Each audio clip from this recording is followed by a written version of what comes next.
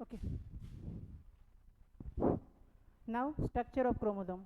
Today ये हमारा दूसरा सेशन है, इसमें हम देखेंगे स्ट्रक्चर ऑफ क्रोमोसोम्स। पिछले बार हमने देखा introduction of heredity and variation. Now today structure we have to discuss structure of chromosomes. First the word chromosome. Chromosomes structure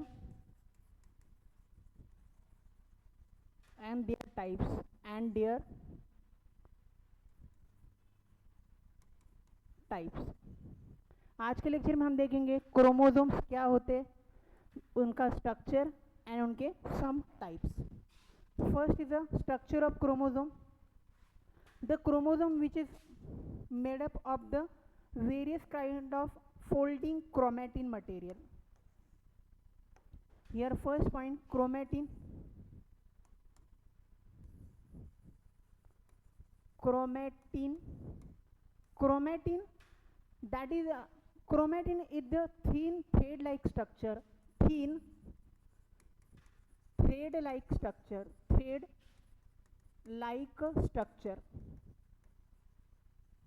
thin thread like structure।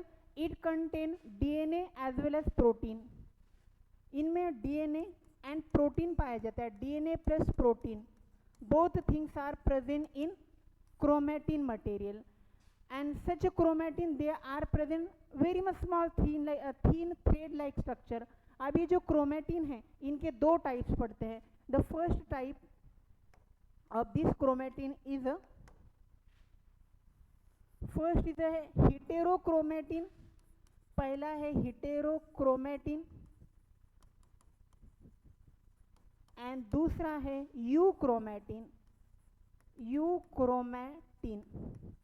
ये जो हिटेरोक्रोमेटिन है और यूक्रोमेटिन है, this such heterochromatin they are less transcribe, या such chromosome और such chromatin material they are less means कम transcribe हो जाता है।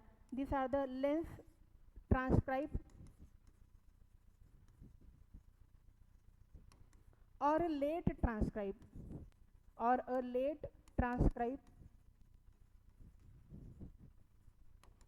So reason what happened, if heterochromatin less transcription is occurring, resulting what happened, protein formation is not take place in heterochromatin but in place of euchromatin। लेकिन euchromatin में क्या हो जाएगा, they are early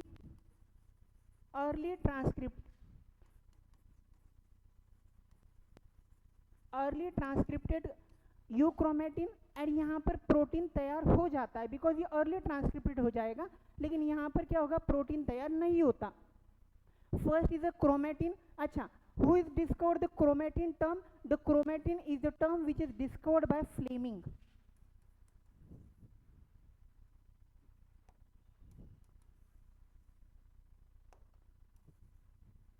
this term is discovered by Flemming and ये chromatin के दो type है, पहला हिटेरोक्रोमेटिन, दूसरा यूक्रोमेटिन। ये होता है लेस ट्रांसक्राइब, ये होता है अर्ली ट्रांसक्राइब। तो यहाँ पर क्या होगा, ये जो लेस हिटेरोक्रोमेटिन है इनके अगेन दो टाइप्स पड़ जाते हैं। The first type that is the facultative chromatin.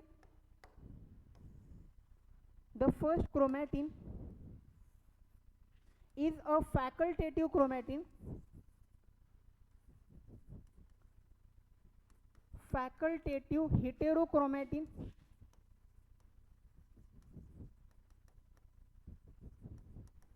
और दूसरा है कॉन्स्टिटेटिव हेटेरोक्रोमेटिन।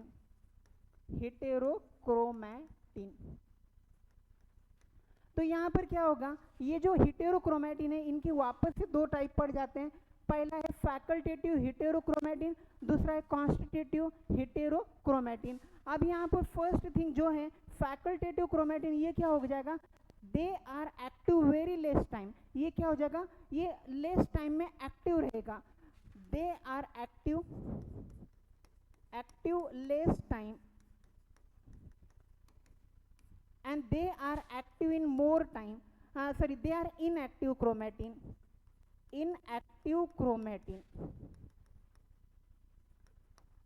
तो यहाँ पर क्या होगा कि ये जो फैकल्टेटिव हेटेरोक्रोमैटिन है, this are active very much less time, और ये कॉन्स्टिट्यूटिव हेटेरोक्रोमैटिन है, they are active more, they are inactive, remain inactive chromatin. Okay, तो एक क्रोमोसोम, यहाँ पर एक क्रोमैटिन हो गया। अब इसके बाद ये जो क्रोमैटिन है, अब क्रोमैटिन के बाद हम देखेंगे chromosome, what is the chromosome. अच्छा, ये फैकल्टेटिव हेटेरोक्रोमैटिन का एग्जाम्पल कौन सा है, तो इनका एग्जाम्पल है Barr's body, example Barr body, इनका एग्जाम्पल। अब ये कहाँ पर मिलेंगे Barr's body, if the female chromosome, female में क्या होता है, XX क्रोमोसोम होते हैं और दोनों भी लाइक सिमिलर क्रोमोसोम होते हैं, लेकिन उसमें से एक क्रोमोसोम फंक्शनल होता है और एक नॉन फंक्शनल होता है। तो यहाँ पर हम देखेंगे in the female body that is the X and X chromosome,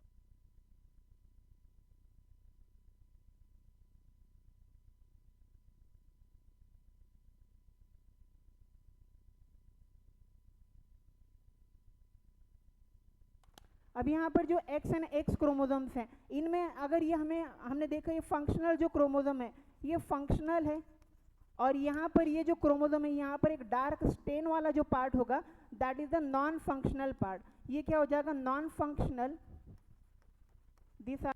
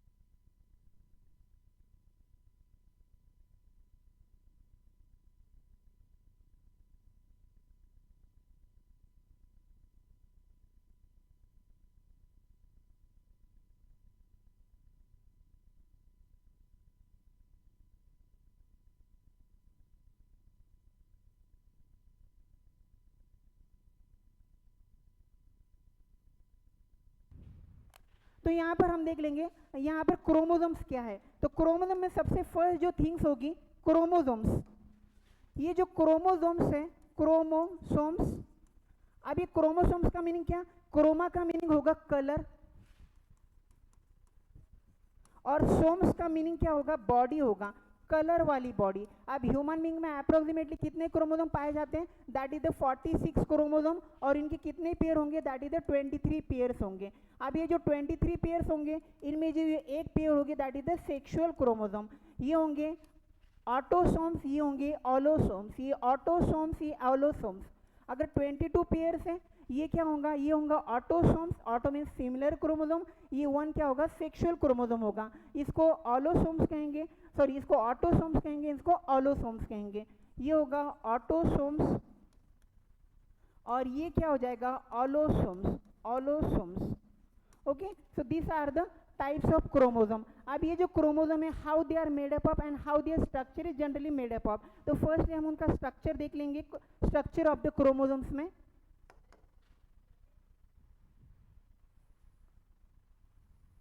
in this chromosome first part, अब यहाँ पर ये जो फर्स्ट वाला जो सेंटर वाला पार्ट होगा इसको कहा जाएगा प्राइमरी कॉन्स्ट्रिक्शन, प्राइमरी कॉन्स्ट्रिक्शन।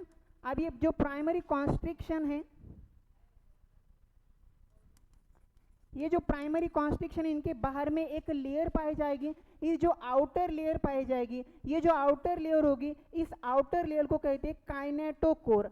अब ये काइनेटोकोर कहाँ पर यूज होगा, तो काइनेटोकोर का यूज होगा जब भी कोई सेल है, जब भी कोई सेल है इस सेल में जब डिवीजन होगा माइटोसिस और मियोसिस के द्वारा, तो जो मेटाफेज में ये काइनेटोकोर स्पिंडल फाइबर को अटैच कर लेगा। तो यहाँ पर क्या रहेगा काइनेटोकोर, काइनेटोकोर। और ये काइनेटोकोर का फंक्शन क्या है कि जो भी कुछ स्पिंडल फाइबर है, जो भी कुछ स्पिंडल फाइबर है उस स्पिंडल फाइबर के साथ ये अटैच हो जाता है। कब, जब भी सेल डिवीजन होगा, दैट टाइम सेल डिवीजन के समय। एंड उसके बाद अगर हमने ये जो अप साइड या अगर उसके डाउन साइड में हमने इसकी अगर बॉडी देख लिया, तो ये जो क्रोमोसोम्स हैं इनमें एक प्रोटीनियस स्ट्रक्चर पाया जाएगा, और ये जो कुछ प्रोटीनियस स्ट्रक्चर वाला जो पार्ट होगा इनको कहा जाएगा पेलिकल। ये जो पार्ट होगा इनको कहा जाएगा प्रोटीनियस स्ट्रक्चर है।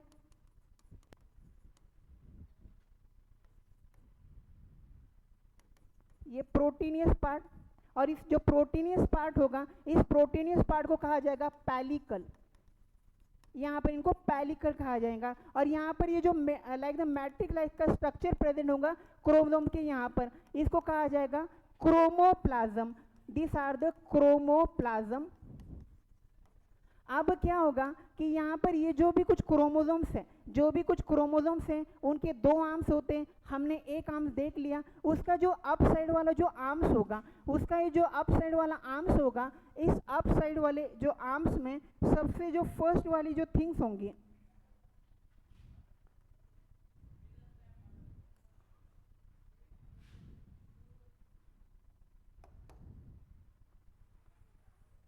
इस क्रोमोसोम में अब क्या होगा कि यहाँ पर जो क्रोमेटिन मटेरियल है, such chromatin material they are arrange in the parallel manner. अगर यहाँ पर ये जो क्रोमेटिन मटेरियल है अगर ये पैरेलल मैनेज में अरेंजमेंट रहा तो इसको कहते हैं पेक्टोनॉमिक अरेंजमेंट। तो यहाँ पर अगर ये पैरेलल अरेंजमेंट है क्रोमेटिन मटेरियल का, अगर क्रोमेटिन मटेरियल का पैरेलल अरेंजमेंट है तो इनको कहा जाएगा पेक्टोनेमिक अरेंजमेंट। पेक्टोनेमिक अरेंजमेंट। और जनरली जो पेक्टोनेमिक अरेंजमेंट पाया जाएगा, तो अब ये पेक्टोनेमिक अरेंजमेंट कहाँ पर पाया जाएगा? द फर्स्ट थिंग यहाँ पर ये जो अप साइड वाला हम ये जो कॉइल वाले जो क्रोमोसोम्स पाए जाएंगे, ये जो कॉइलिंग लाइक का जो स्ट्रक्चर पाया जाएगा, इस कॉइल लाइक स्ट्रक्चर को पेक्टोनेमिक अरेंजमेंट पाया जाएगा। और ये यहाँ पर स्ट्रक्चर कौन सा होगा? पैरेलल नहीं होगा, वहाँ पर कॉइल लाइक का स्ट्रक्चर पाया जाएगा। तो यहाँ पर ये जो क्रोमोसोम्स हैं they are coil like structure. यहाँ पर ये जो जितना भी क्रोमेटिन मटेरियल है, such chromatin they are arrange in the coiled manner. यहाँ पर कॉइल्ड मैनर में अरेंज किए जाएंगे, इनको कहा जाएगा पेक्टोनॉमिक अरेंजमेंट या अरेंजमेंट ऑफ द क्रोमोसोम। अब ये पेक्टोनॉमिक अरेंजमेंट कहाँ पर पाया जाएगा? तो such plectonemic arrangement they are found in a mitosis. ये कहाँ पर पाया जाएगा? ये माइटोसिस में पाया जाएगा। माइटोसिस का मीनिंग क्या होता है? That is the equal division of chromosome. ये क्रोमोसोम जो होगा इसका इक्वल डिवीजन हो जाएगा, क्रोमोसोम का इक्वल डिवीजन। और जब क्रोमोसोम का इक्वल डिवीजन होगा तो वहाँ पर जो क्रोमेटिन की जो अरेंजमेंट होगी दैट इज अ पेक्टोनेमिक अरेंजमेंट हो जाएगी। उसके बाद अगर हमने यहाँ पर देखा कि जो भी कुछ क्रोमेटिन है, यहाँ पर जो भी कुछ क्रोमेटिन है, अगर इनका स्ट्रक्चर पैरेलल रह गया, अगर इनका स्ट्रक्चर अगर पैरेलल है तो सच स्ट्रक्चर, अगर इनका स्ट्रक्चर अगर पैरेलल है तो ये जो पैरेलल वाला जो स्ट्रक्चर होगा, ये जो अगर पैरेलल अरेंजमेंट होगी क्रोमेटिन की, अगर क्रोमेटिन की अरेंजमेंट अगर पैरेलल हो गई तो इसको कहेंगे पैरानेमिक, पैरानेमिक अरेंजमेंट। और ये जो भी कुछ पैरानेमिक अरेंजमेंट होती है, such paranemic arrangement is found in a meiosis. तो यहाँ पर ये पैरानोमिक अरेंजमेंट कहाँ पर होगी? मियोसिस में पाई जाएगी। और मियोसिस का मीनिंग क्या होता है? Reductional division. तो यहाँ पर क्या हो जाएगा? इसका रिडक्शनल डिवीजन हो जाएगा, रिडक्शनल डिवीजन। और the chromosome they are divided by the reductional process. तो यहाँ पर हमने देखा स्ट्रक्चर ऑफ द क्रोमोसोम। अगर ये क्रोमेटिन वाला मटेरियल है, अगर ये क्रोमेटिन वाला मटेरियल है, अगर हमने इनको डेंस कर लिया, अगर इसको हमने माइक्रोस्कोप में कहीं पर देखते हैं, ये अगर इनको इनलार्ज करके अगर हम इसको देखते हैं तो such chromatin they are appear like this form. ये कुछ आपको ऐसे फॉर्म में ये क्रोमेटिन दिखाई देंगे। और यहाँ पर एक्चुअल में पाया जाता है डीएनए, यहाँ पर पाया जाएगा डीएनए एंड प्रोटीन पाया जाएगा, that is the histone protein पाया जाएगा, कुछ डीएनए पार्ट पाया जाएगा, और इसको कहेंगे न्यूक्लियोप्लाज्म, न्यूक्लियोप्लाज्म।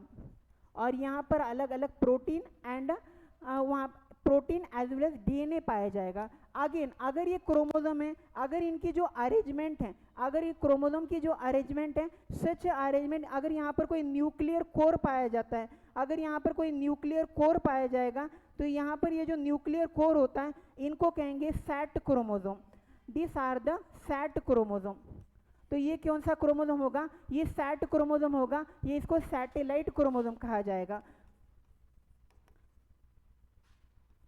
इसको सैटेलाइट क्रोमोसोम कहेंगे। और ह्यूमन बॉडी में जो सैटेलाइट क्रोमोसोम होगा, क्रोमोसोम नंबर 13, 14, 15 and 21, ये जो क्रोमोसोम्स है that is the SAT chromosome present in the human body. So this is all about the detail structure of chromosome. Now next lecture we have to discuss what is the DNA and how the DNA word is originate from nucleic acid. Okay, now thank you.